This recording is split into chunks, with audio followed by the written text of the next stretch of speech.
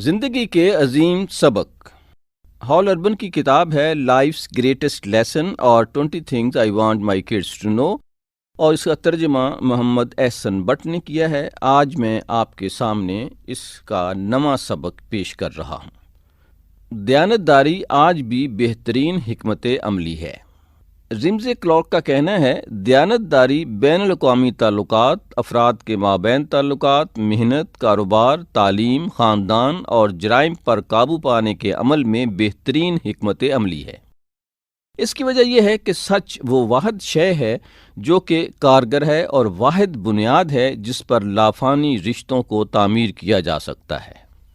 احترام کی اعلیٰ ترین صورت، یہ اس کتاب کا سب سے اہم باب ہے۔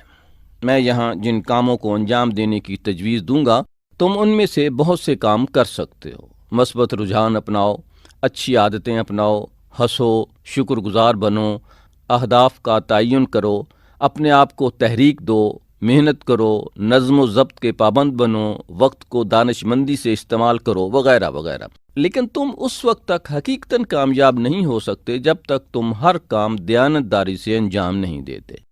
تم اس وقت تک ذہنی سکون بالکل نہیں پا سکو گے اور اپنی قدر و قیمت کے احساس سے بالکل لطف اندوز نہیں ہو سکو گے جب تک سچائی تمہارے کردار میں گہرائی تک شامل نہیں ہو جاتی۔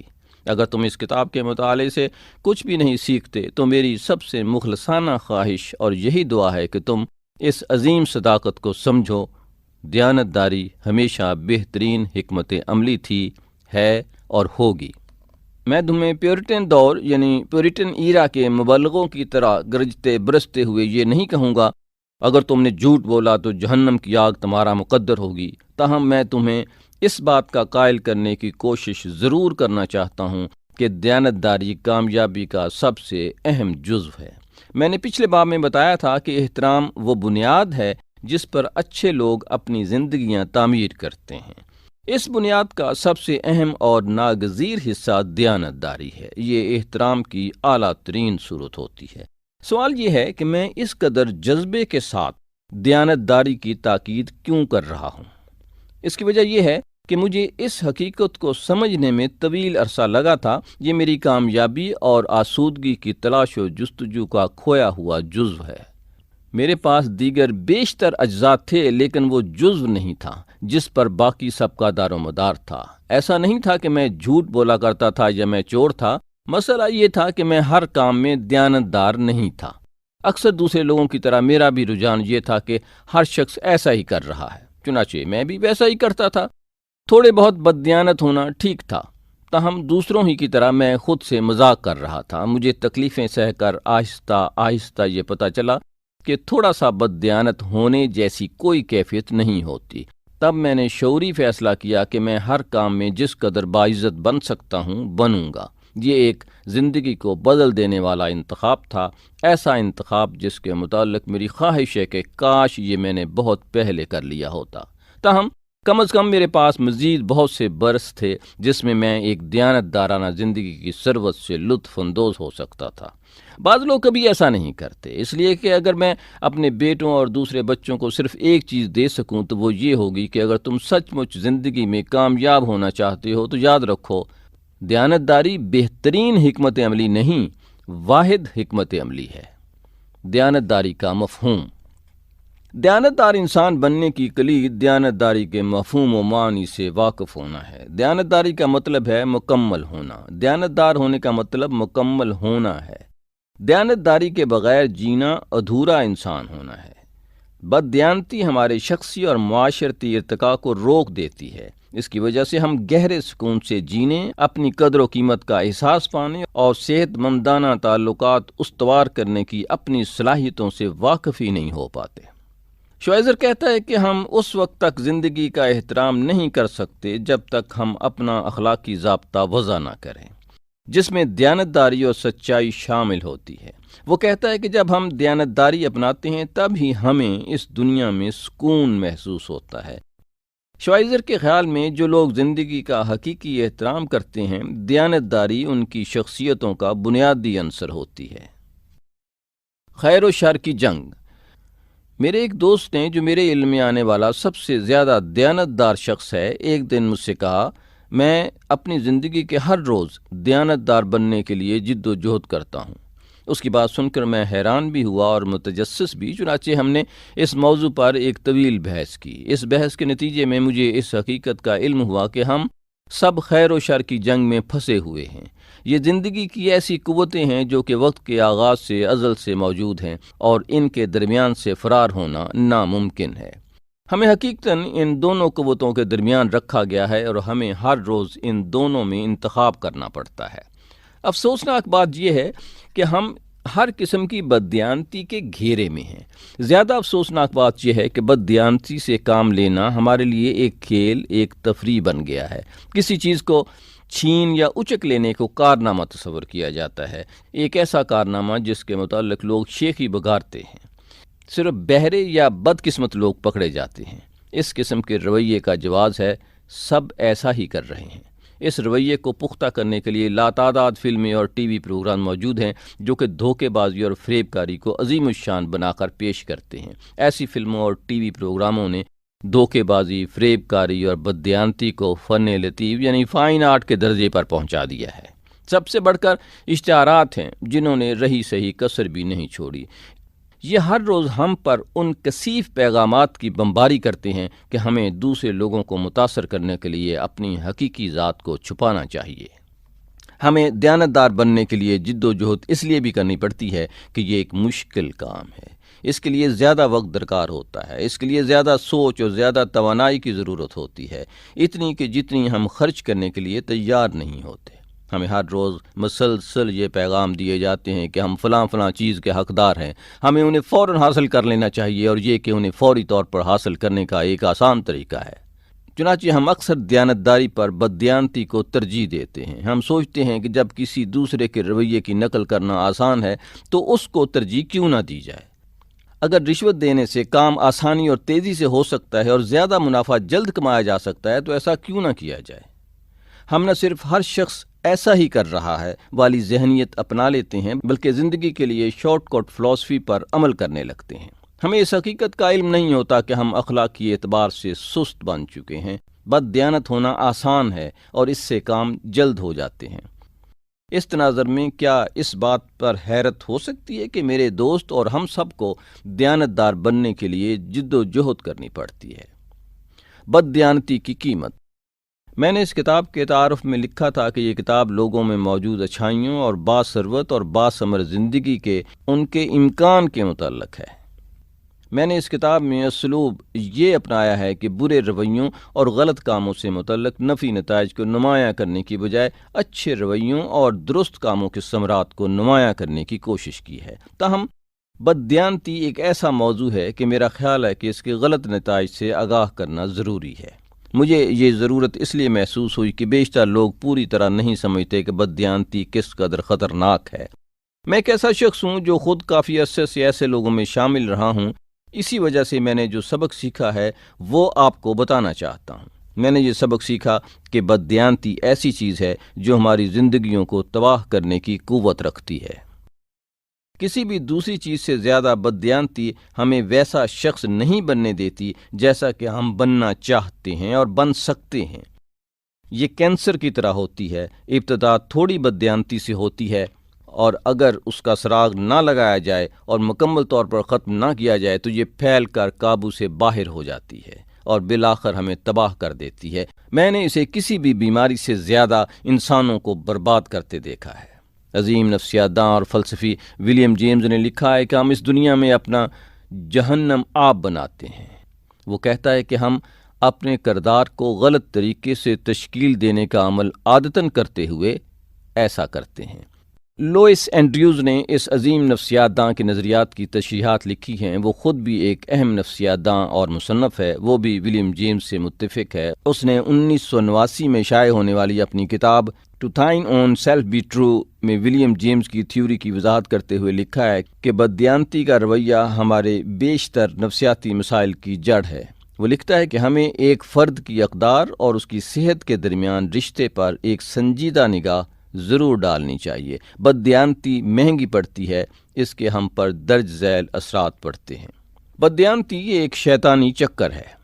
بددیانتی سے کیا گیا ایک عمل دوسرے کا پیش خیمہ ہوتا ہے۔ ایسا شاذ و نادر ہی ہوتا ہے کہ کوئی شخص صرف ایک بار جھوٹ بولے، صرف ایک بار دھوکہ دے یا صرف ایک بار چوری کرے۔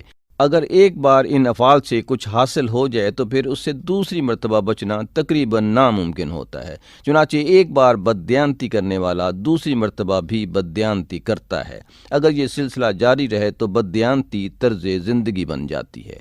دوسرے لفظوں میں بددیانتی عادت بن جاتی ہے، سب سے زیادہ بری عادت۔ بددیانتی ہمیں غاصب بنا دیتی ہے۔ سینٹ اگسٹائن نے آج سے تقریباً 1600 سال پہلے اپنی آپ بیتی اعترافات میں لکھا تھا کہ اس نے دھوکہ دہی اور لوگوں کا حق مار کر سماجی اور معاشرتی اعتبار سے ترقی کی۔ ایک دن اس نے تقریر کے دوران ایک فقیر کو دیکھا۔ اس نے اس تقریر کے دوران کئی جھوٹ بولے تھے۔ اس نے دیکھا کہ فقیر نہایت مطمئن اور مسرور دکھائی دے رہا ہے جبکہ اس کے پاس کچھ بھی نہیں۔ اس کے برعکس اس نے سب کچھ حاصل کر لیا ہے لیکن سخت بے اطمینان اور اضطراب زدہ ہے۔ اس نے غور کیا تو اسے اس حقیقت کا علم ہوا کہ وہ فقیر ایک مصدقہ شخص ہے، اپنے ساتھ سچا ہے، جبکہ اگسٹائن اپنے متعلق ایسا نہیں کہہ سکتا تھا۔ اس نے لکھا ہے کہ اس سے اسے یہ سمجھنے میں مدد ملی کہ اس نے مستقل طور پر غلط کام کرنے کی وجہ سے خود کو سرتاپا بدحال بنا لیا ہے۔ اگر ہم کوئی کردار طویل عرصے تک کرتے رہیں تو ہم خود اس میں کھو بیٹھتے ہیں۔ بددیانتی بالآخر ہمیں نقصان پہنچاتی ہے۔ میرا پختہ یقین ہے کہ ہم کبھی اپنی بددیانتی کے نقصانات سے بچ نہیں سکتے، خواہ ہم یہ سوچتے ہوں کہ ہم اس کے نقصانات سے بچ سکتے ہیں۔ ایسا ممکن ہے کہ بے شمار مواقع پر ہم بددیانتی کرنے کے باوجود بچ نکلیں، لیکن حقیقت یہ ہے کہ کسی اور جگہ کسی اور طریقے سے ہم اس کی قیمت ادا کر رہے ہوتے ہیں۔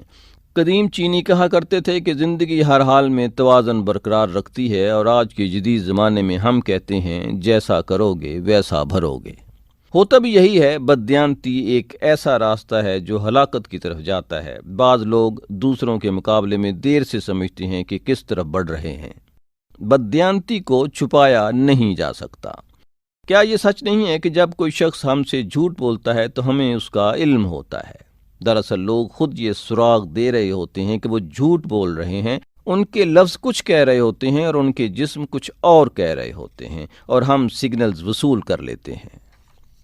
یہ بات اس وقت بھی صادق آتی ہے جب ہم خود جھوٹ بولتے ہیں۔ دوسرے لوگ بھی اسی طرح سگنل وصول کر لیتے ہیں۔ ہم کسی کو نہیں بلکہ خود کو بے وقوف بنا رہے ہوتے ہیں۔ جھوٹ بول کر ہم اپنی ساکھ اور اعتبار کو تباہ کر بیٹھتے ہیں۔ بددیانتی تعلقات کو تباہ کر دیتی ہے۔ جب ہم دوسرے لوگوں سے جھوٹ بولتے ہیں تو ہم یہ مشکل بنا دیتے ہیں کہ وہ مستقبل میں ہم پر بھروسہ کریں۔ ہم جو بات کہتے ہیں اس کے بعد سوالیہ نشان ابھرنے لگتے ہیں۔ کسی شخص کا اعتبار مجروح کرنے کا یقینی مطلب ہے تعلق کی بربادی۔ یاد رہے کہ نیا تعلق بنانا ٹوٹے ہوئے تعلق کو دوبارہ استوار کرنے سے زیادہ آسان ہوتا ہے۔ ٹوٹا ہوا تعلق بحال ہونا بہت مشکل ہوتا ہے۔ اعتبار کے بھروسے کے بغیر اچھے تعلقات ناممکن ہیں۔ بددیانتی ہمارے اعصابی نظام کو تباہ کر دیتی ہے۔ ڈاکٹر لوئس اینڈریوز نے اپنی کتاب to thine own self be میں لکھا ہے کہ دھوکہ دہی کے ہم پر شدید نفسیاتی اثرات پڑتے ہیں۔ اس نے لکھا ہے کہ ہمارے غاصبانہ حصے ہمارے اعضائے رئیسہ پر شدید حملہ کرتے ہیں۔ انہوں نے ایک سروے کا حوالہ دے کر بتایا کہ اس امر کے ثبوت ملے ہیں کہ غلط ارادے کو برقرار رکھنے کی کوشش سے ہمارا اعصابی نظام شدید تناؤ کا شکار ہو جاتا ہے۔ جب ہم بددیانتی کرتے ہیں تو اپنے اندر ایک طوفان برپا کر دیتے ہیں۔ مختصر یہ کہ ہم اپنے آپ کو سزا دیتے ہیں۔ بددیانتی ہمیں اطمینان سے محروم رکھتی ہے۔ زندگی کا سب سے زیادہ ثمر آور عمل ہمارا خود کو اطمینان عطا کرنے کی صلاحیت کو دریافت کرنا اور پھر اس کو ارتقا دینا ہے۔ تاہم اگر ہم بددیانتی کو عادت بنا لیں تو ایسا نہیں کر سکتے۔ بددیانتی ہمارے شخصی ارتقاء کے راستے میں رکاوٹ بن جاتی ہے۔ اگر ہم خود غرض اور بددیانت ہوں تو ہم خود کو مکمل ہونے کے احساس سے محروم کر دیتے ہیں۔ ایسی صورت میں ہم مصدقہ انسان ہونے کے اطمینان کا تجربہ کبھی نہیں کر سکتے۔ یہ بدترین سزا ہے۔ دیانتدار بننے کی 6 وجوہات۔ جہاں ہمیں یہ دیکھنے کی ضرورت ہے کہ بددیانتی ہماری زندگیوں کو برباد کر سکتی ہے، وہاں ہمیں یہ سمجھنے کی بھی ضرورت ہے کہ جب ہم اس پر فتح پا لیتے ہیں تو کیا ہوتا ہے۔ جو لوگ دیانتدار ہوتے ہیں وہ زندگی کو ایک مختلف سطح پر گزارتے ہیں، ان کی زندگی زیادہ باثربت، زیادہ شاندار اور زیادہ ثمرآور ہوتی ہے۔ دیانتدار آدمی درج ذیل ثمرات سے بہرہوار ہوتا ہے۔ نمبر 1، سکون قلب۔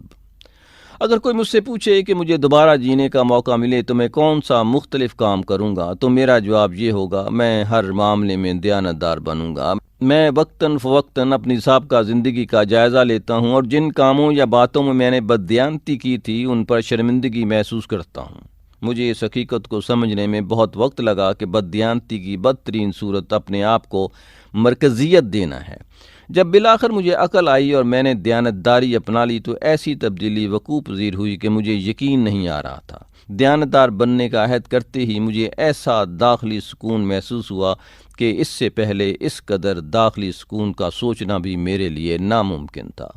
دیانتداری اور سکون قلب ایک ہی سکے کے دو رخ ہوتے ہیں۔ اگر دیانتدار بننے کی کوئی اور وجہ نہ ہو تو صرف یہی وجہ کافی ہے۔ نمبر 2، کردار اور ساکھ۔ اس سے پہلے میں اس کتاب میں کہہ چکا ہوں کہ عادتیں کامیابی کی کنجی ہوتی ہیں۔ عادتیں کردار اور ساکھ کے تشکیلی زاویے ہوتی ہیں اور دیانتداری سے بڑھ کر کوئی عادت کردار اور ساکھ کو تعمیر و تشکیل نہیں کر سکتی۔ یہ انسانی اوصاف میں سے وہ وصف ہے جس کو سب سے زیادہ سراہا جاتا ہے۔ دیانتداری صبح کے ستارے کی طرح روشن اور چمکدار ہوتی ہے۔ اچھے لوگ اس کی روشنی میں جیتے ہیں۔ نمبر 3، تعلقات۔ اگر بددیانتی تعلقات اور رشتوں کو تباہ کر دیتی ہے تو دیانتداری انہیں مضبوط بناتی ہے۔ اچھے تعلق کا سب سے لازمی جزو اعتبار ہے۔ یہ بات زندگی کے ہر شعبے کے حوالے سے سچی ہے۔ دوستی، شادی، خاندان، کاروبار، تعلیم اور مذہب، دیانتداری اور اعتبار مل کر ایسی آب و ہوا تخلیق کرتے ہیں جس میں اچھے تعلقات کے شجر نشو و نما پاتے ہیں۔ نمبر 4، مکمل ہونا۔ عظیم نفسیات داں کارل یونگ نے کہا تھا کہ ہماری سب سے بڑی خواہش مکمل ہونے کی خواہش ہے۔ میں اس سے یہ مراد لیتا ہوں کہ انسانوں کی حیثیت سے اپنے امکان تک پہنچنا، ہم جو کچھ بننے کے قابل ہیں وہی بننا۔ جب تک ہم اس خواہش کو پورا نہیں کرتے ہم اپنے قلب میں ایک خالی پن ہمیشہ محسوس کرتے رہتے ہیں۔ اس خلا کو پر کرنے کے لیے واحد طریقہ دیانتدار بننا ہے۔ دیانتداری ہمیں مکمل بناتی ہے، کامل بناتی ہے۔ ذہنی اور جسمانی صحت۔ اگر بددیانتی ہمارے بہت سے نفسیاتی مسائل کی جڑ ہے تو دیانت ذہنی صحت کا سرچشمہ ہے۔ اگر بددیانتی ہمارے اعصابی نظام پر حملہ کرتی ہے تو دیانتداری اسے مضبوط بناتی ہے۔ جب ہم دیانتدار ہوتے ہیں تو ہم خطا کے احساس سے خود کو آزاد کر لیتے ہیں، ہم خود کو پریشانی سے نجات دلا دیتے ہیں اور ہم اندرونی خلفشار سے خود کو بچا لیتے ہیں۔ ہم اپنی قدر کے احساس سے، خود اعتمادی سے لطف اندوز ہونے لگتے ہیں۔ یقین کا احساس ایسا احساس ہوتا ہے جو درست کام کرنے سے ابھرتا ہے، ایسا احساس جو مکمل انسان کی حیثیت سے جینے سے پیدا ہوتا ہے۔ سادہ سی بات ہے کہ جب ہم دیانتدار ہوتے ہیں تو ہم بہتر محسوس کرتے ہیں۔ نمبر 6، مصدقہ ہونا۔ اگر شیکسپیئر لکھنے کو پیشہ نہ بناتا تو وہ شاید تاریخ کا عظیم ترین نفسیہ داں یا فلسفی ہوتا۔ یہ اس کا انسانی رویے کا گہرا فہم تھا جس نے اس کی تحریروں کو اس قدر پر اثر بنا دیا۔ اس کے درج ذیل مصرے دیکھیے۔ This above all, to thine own self be true, and if must follows as the night, the day, thou canst not then be false to any man. اپنے آپ سے سچے بنو، اس کے بعد جس طرح رات کے بعد دن لازمی آتا ہے اسی طرح تم بھی ہر انسان کے ساتھ سچے بن جاؤ گے، جھوٹ نہیں بول سکو گے۔ مندرجہ بالا مشہور مصروں میں شیکسپیئر کہتا ہے کہ غیر مصدقہ نہیں بنو جیسا کہ ہمیں اکثر ترغیب دی جاتی ہے، بلکہ مصدقہ بنو یعنی اتھینٹک بنو۔ دیانتداری ایک انتخاب ہوتا ہے۔ جب ہم یہ انتخاب کر لیتے ہیں تو ہمیں سمجھ آنے لگتا ہے کہ مصدقہ انسان ہونے کے کیا معنی ہیں۔ ہم وہ بن جاتے ہیں جو کہ ہمیں بننا چاہیے۔ ہمارے اندر کچھ ہوتا ہے لیکن ہم کسی سے اس کی وضاحت نہیں کر سکتے۔ ہم فقط ناقابل یقین حد تک اچھا محسوس کرتے ہیں۔ اپنے آپ سے سچا ہونے کا مطلب یہی ہے۔ چونکہ مصدقہ ہونا اس قدر اچھا محسوس ہوتا ہے، اس لیے اس کے بعد لازمی ہوتا ہے کہ ہم دوسروں کے ساتھ بھی سچے بن جائیں۔ میں نے اس باب کے شروع میں کہا تھا کہ یہ اس کتاب کا سب سے اہم باب ہے، اسے لکھنا بھی سب سے زیادہ مشکل تھا۔ جب تم دیانتداری کے متعلق اتنی ہی مضبوطی سے سوچو جتنا کہ میں سوچتا ہوں تو اسے درست الفاظ میں بیان کرنا حقیقتاً ناممکن ہوتا ہے۔ میں صرف امید کر سکتا ہوں کہ دیانتداری کے متعلق یہ پیغام تمہاری زندگی پر ویسا ہی اثر ڈالے جیسا کہ اس نے میری زندگی پر ڈالا تھا۔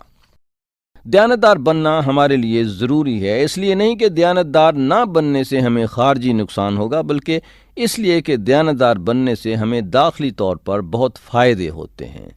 ڈاکٹر تھامس ہورا کہتے ہیں کہ زندگی سے نبرد آزما ہونے کا صرف ایک طریقہ ہے، یعنی ایسا نظام اقدار اپنانا جو حالات سے متاثر نہ ہوتا ہو، جو کبھی تبدیل نہ ہو، جو ہمیں اس انتہائی غیر محفوظ دنیا میں سکون اور صحت اور یقین کی نعمتیں عطا کرے۔ اظہر نیاز کو اجازت دیجیے۔ اللہ حافظ۔